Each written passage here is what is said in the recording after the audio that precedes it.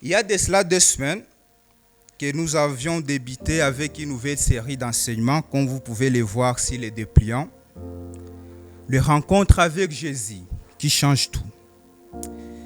Et plus nous avançons dans cette série d'enseignements, j'aimerais qu'à chaque jour, chacun de nous se pose la question: est-ce que j'ai déjà rencontré le vrai Jésus de la Bible?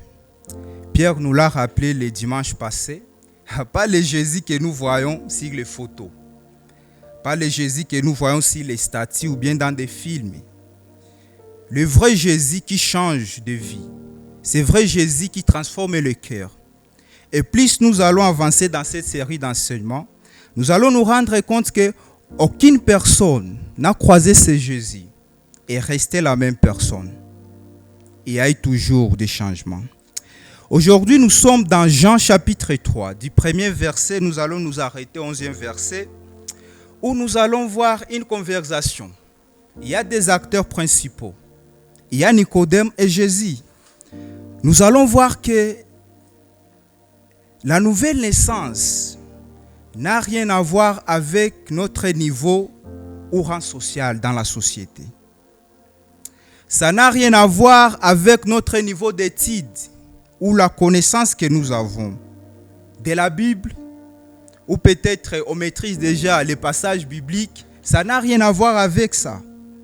Ça n'a rien aussi à voir avec l'âge. On est dans une société où l'on pense qu'à un certain âge, si on atteignait un certain âge, ça veut dire que là, on a déjà atteint la nouvelle naissance. Mais on verra que vous pouvez être vieux, avoir le cheveu déjà gris, une visa moins de calvitie, et vous êtes perdu. On est dans une société où j'attends quelques personnes disent que, surtout les plus âgés, que jeune à okokaki, jeune à badilikaki. Et d'ailleurs, j'étais avec un ami et qui me dit non, dans notre église, les vieux là ne peuvent pas confier à un jeune un poste de responsabilité. D'ailleurs, un jeune ne peut pas même prêcher. Pourquoi ils disent que non, jeune. Pour dire que non, pour eux, les salis, la nouvelle naissance, c'est quelque chose qui dépend de l'âge. Il faut être à un certain niveau. Et pourtant, on va voir, il y a un vieux qui s'appelle Nicodème. Il connaît la loi, la religion, mais il ignore quelque chose de plus important. Le salut, la nouvelle naissance en Jésus-Christ. C'est que nous allons étudier notre passage en trois points. Premièrement, nous allons essayer de comprendre qui est Nicodème. Vous voyez comment anaendesha Yesu, Yesu anapiga na anapiga. Qui est ce type? Qui est Nicodème? Parce que si on comprenait d'abord l'identité de cet homme, ça va nous aider à ne pas chercher la nouvelle naissance, le salut au mauvais endroit. Nous verrons qu'importe l'âge, les rangs sociaux de ces messieurs, la connaissance scientifique, sigle la loi, les doctrines de la religion, le Messie n'est pas né de nouveau. Et donc, tout ce que la société ou certaines religions, doctrines, nous présentent comme critères pour être né de nouveau, pour être sauvé, ça devient faux, ça devient du mensonge. Deuxièmement, nous allons essayer de comprendre comment commence la nouvelle naissance et qui en est l'auteur. Est-ce que vous contribuez quelque chose? Qui produit cette nouvelle naissance en vous? Et pourquoi il faut une nouvelle naissance? Parce que nous allons voir au verset 7, Jésus insiste et dit à Nicodème, il faut. L'impératif. Ce n'est pas quelque chose de négocié. Il faut. Pourquoi Jésus insiste sur ça? Premièrement, qui est Nicodème? Le verset 1, Jean chapitre 3, verset 1. Mais il y a un homme d'entre les pharisiens, nommé Nicodème, un chef des Juifs. La première des choses, il était pharisien. Deuxièmement, il était un chef des Juifs. C'est-à-dire qu'il était religieux. Il connaissait la loi. Il connaissait les commandements. Et socialement, il était un chef juif. C'est que si vous pouvez vous rappeler à l'époque, parmi tous les groupes juifs de la société, ukikuwa mfarisayo, pale wanajua uko mtakatifu. Kama ni kuomba mara 10 mchana, ile feze. Kama wanasema avant uingie kumulango il faut nafunga mecho, il respectait toutes ces choses. Mais aussi c'est un expérimenté dans les choses religieuses. Pour dire que si la nouvelle naissance dépendait, Jésus n'allait pas dire à Nicodème qu'il faut azaliwe ou pire. Jésus n'allait pas reprocher à Nicodème quelque chose. C'est quelqu'un qui était déjà parfait. Mais aussi c'est un juif. Les juifs, ils avaient l'orgueil, soit disant que non, nous sommes un peuple dédié. Nous sommes les descendants d'Abraham. Directement, nous avons l'accès à Dieu. L'histoire nous parle que nous sommes le peuple choisi de Dieu. Pour dire que, ok, nous n'avons rien à se reprocher. La deuxième des choses, qui est Nicodème, verset 10, Jésus lui répondit, tu es le docteur d'Israël et tu ne sais pas ces choses. Il est un docteur d'Israël. C'est un savant. C'est un enseignant des doctrines religieuses. C'est-à-dire que c'est une référence dans la société. Moralement, c'est quelqu'un qui est discipliné. C'est que s'il y a un problème en société, on a tafuta solution, c'est Nicodème. On a un problème fulani. Oui, on a jibu gani. Et ici, quand on parle d'un docteur, bon, ici chez nous, on utilise un docteur seulement Kubangang, ainsi de suite. Mais on peut être docteur, je dirais, qui la science c'est quoi? Et quand vous devenez docteur, mon science est fulani, ça veut dire que vous atteignez un niveau fulani, c'est-à-dire ou qui sait ma kitu. C'est un docteur qui a dit. Parce que vous êtes devenu expert dans ce domaine. Vous pouvez créer des histoires et les gens vont dire ok, c'est un docteur qui a dit. Nous devons accepter. Ça veut dire que si Nicodème donnait un message, les gens vont l'accepter car c'est une référence dans la société. Mais c'est curieux. Jésus qu'on a demandé à nous dire non, ça ne marche pas comme ça. Vous devez naître de nouveau. J'espère que tout ce que la religion, la société ou la science nous donne comme signe d'une nouvelle naissance ou du salut, Nicodème le possède. Et pourtant, il était perdu. Il connaissait presque toute la loi sur la religion, sauf l'essentiel, la nouvelle naissance. C'est que le problème de Nicodème, ce n'est pas ses études. Jésus ne lui reproche pas que non. Le problème de Nicodème est qu'il cherchait les salis au mauvais endroit.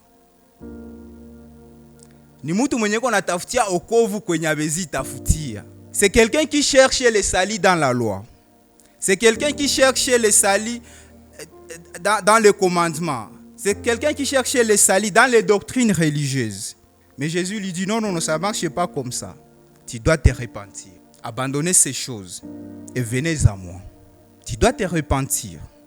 Car si tu ne te repens pas, tu n'auras pas la vie éternelle. Peut-être vous avez grandi ou bien kanisa, ou vous assumez des responsabilités ou bien kanisa, ou dans la société. Et à un certain moment, cela vous donne de l'orgueil, cela vous donne, je dirais, de l'estime. Mais la nouvelle naissance n'est pas une question de toutes ces choses. Comme Nicodème, vous pouvez avoir toutes ces choses et vous êtes perdu. Repentez-vous et venez vers Christ. Il créera cette nouvelle naissance en vous. Il vous donnera un cœur nouveau. Il portera vos péchés et il vous fera entrer dans son royaume. Le deuxième point, à quand commence la nouvelle naissance? Qui en est l'auteur? Qui produit cette nouvelle naissance? Versets 3 et 5. Jésus lui répondit, en vérité, je te le dis, si un homme n'est né de nouveau, il ne peut voir le royaume de Dieu. Nicodème lui dit, comment un homme peut-il naître quand il est vieux? Peut-il entrer dans les seins de sa mère et naître? Jésus répondit, en vérité, je te le dis, si un homme n'est né d'eau et d'esprit, il ne peut entrer dans le royaume de Dieu. Ézéchiel chapitre 36, 25 jusqu'à 27. Je répandrai sur vous une eau pure, et vous serez purifiés. Je vous purifierai de toutes vos souillures et de toutes vos idoles. Je vous donnerai un cœur nouveau, et je mettrai en vous un esprit nouveau. J'ôterai de votre corps les cœurs de pierre, et je vous donnerai un cœur de chair. Je mettrai mon esprit en vous, et je ferai en sorte que vous suiviez mes ordonnances et que vous observiez et pratiquiez mes lois. C'est que la nouvelle naissance n'est pas embrasser, je dirais, une nouvelle religion, mais recevoir une nouvelle vie, une régénération. Et ce que vous et moi avions besoin n'est pas la religion. Ce ne sont pas les doctrines, ce ne sont pas les philosophies. C'est qu'il est vrai que ces choses ont leur place dans la vie chrétienne. Mais la nouvelle naissance, c'est un don gratuit de Dieu au travers de la foi en Jésus-Christ. C'est que l'unique formule est de reconnaître que vous êtes naturellement pécheurs, que vous êtes sous la colère de Dieu, que vous êtes morts par vos péchés. Vous avez besoin de quelqu'un pour vous donner la vie. Vous avez besoin de quelqu'un pour vous sauver. Et en dehors de Jésus-Christ, vous n'en aurez pas. Bien sûr, dans un sens ici, on voit que Nicodème est vivant. Il respire. C'est quelqu'un qui pense. Parce que si vous, ou qu'est-ce qu'il y a ma question, Zach, c'est pas pour n'importe qui. C'est quelqu'un qui a la connaissance. C'est quelqu'un qui pense, qui raisonne. Il ressent, il agit. Mais sur le plan spirituel, c'est quelqu'un qui est mort. Et c'est la raison pour Jésus-Christ insiste au verset 7. Il faut naître. Parce que toi, Nicodème, ça niko na kuangalia mimi niko na mauti. Uko nasema pale unanipiga maulizo ainsi de suite, mais je te vois perdu. Physiquement, tu es vivant, mais ton cœur est mort. Tu dois te repentir. Tu dois venir à moi. Alors pourquoi une nouvelle naissance? Pourquoi Jésus insiste à la nouvelle naissance? Au verset 7, il faut une nouvelle naissance parce que tout homme est mort dans ses offenses et dans ses péchés. Éphésiens chapitre 2, premier verset. La parole de Dieu nous dit ceci. Vous étiez morts par vos offenses et par vos péchés. C'est que le péché fait mourir l'homme sur le plan spirituel. C'est pourquoi pour avoir la vie éternelle, il faut naître de nouveau. Non pas une naissance physique, comme l'imaginait Nicodème. On voit ici Nicodème dit à Jésus, ah ça mien nishakuwa musée. Mais on a l'ambia, alors comment ça va se passer? Est-ce que tu es en train de méditer na ninge mutumbu ya mere? Peut-être Nicodème disait, bwana ta mere alishakufa. Kisha uko na l'ambia, monarudia mutumbu ya nani? C'est que on essaie ici de comprendre que c'est pas quelque chose de physique, mais par une naissance venue d'en haut. Une naissance venant de Dieu par le Saint-Esprit au travers de la foi en Jésus-Christ. La bonne nouvelle de ce matin est que la nouvelle naissance, la vie éternelle, est un don gratuit. Et la mauvaise nouvelle est que vous ne pouvez rien. Vous ne pouvez rien y ajouter. Vous ne pouvez rien y contribuer. C'est Dieu qui donne. C'est un don de Dieu qui est gratuit. Et Dieu ne vous demande juste que de vous repentir, de donner votre vie à Christ, de croire en l'œuvre qu'il a fait sur la croix. Allez-vous le recevoir en mettant votre foi en Jésus-Christ pour une nouvelle naissance? Ou vous pensez que vous pouvez la créer vous-même? Laisse-moi vous décevoir. Vous n'y arriverez jamais. Alors, comment ressemble ceux-là qui entreront dans les royaumes des cieux? Quelle est leur attitude? Comment ils vivent chaque jour? Parce que si vous comprenez bien, Jésus est en train de dire à Nicodème, sans la nouvelle naissance, sans la repentance, sans que tu ne te tournes vers moi, tu n'entreras jamais dans les royaumes de Dieu. Tu n'entreras jamais dans les royaumes des cieux. Et d'elle, pas même entrer, vous ne comprenez jamais, vous n'arriverez jamais même à comprendre à quoi sert le royaume de Dieu. Parce que vous êtes mort. Comment un mort peut reconnaître les choses qui se passent. Comment un homme peut arriver à connaître même l'existence de Dieu? C'est mort. Lisons Matthieu 19, 14. Alors comment nous devons vivre? Comment ressemblent ceux-là qui entreront dans les royaumes des cieux? Quelle est leur attitude? Quel est le message qui leur revient chaque jour? À chaque fois qu'ils se réveillent, chaque jour quand ils se réveillent, est-ce qu'ils se tapent la poitrine en disant « je fais mieux » Est-ce qu'ils se tapent la poitrine en disant « non, je dois entrer dans le royaume de Dieu parce que je suis tel, parce que je suis tel, parce que je suis tel ». Jésus-Christ nous donne l'attitude que nous devons avoir. Et Jésus dit « laissez les petits enfants et ne les empêchez pas de venir à moi, car le royaume des cieux est pour ceux qui lui ressemblent. » Que peut faire un enfant pour lui seul? Rien. On a été des enfants et nous le sommes encore. Et même parmi nous ici, il y a un niveau de la vie où nous ne pouvons rien faire pour nous-mêmes. Vous avez déjà des enfants à la maison. Regardez comment juste l'enfant se comporte. Que peut faire un enfant pour lui? Rien. De même que ceux-là qui entreront dans le royaume de Dieu, ils se représentent et se tournent vers Christ. C'est leur façon de dire à Dieu, nous ne pouvons pas nous sauver nous-mêmes. Payer nos prix du péché par nous-mêmes, par nos mérites. Nous venons devant toi pour nous sauver. Ça veut dire que chaque jour qu'on se réveille, ça doit être dans nos cœurs, ça doit être dans nos têtes que non, nous ne pouvons rien faire pour être nés de nouveau. Nous ne pouvons rien faire pour entrer dans le royaume de Dieu. Et comme de petits enfants, on vient chaque jour à Jésus, on vient chaque jour à Dieu et lui dire non, j'en peux pas, je suis incapable. Sois toujours avec moi, tiens-moi la main, fais-moi grâce, je me tourne vers toi. On parle d'une rencontre avec Jésus qui change tout. Et peut-être vous vous demandez, ok, après que Nicodème ait rencontré Jésus, qu'est-ce qui s'est passé dans sa vie? Est-ce qu'il a été transformé? Est-ce qu'il a changé? Jean 19, 39. La parole de Dieu nous dit ceci.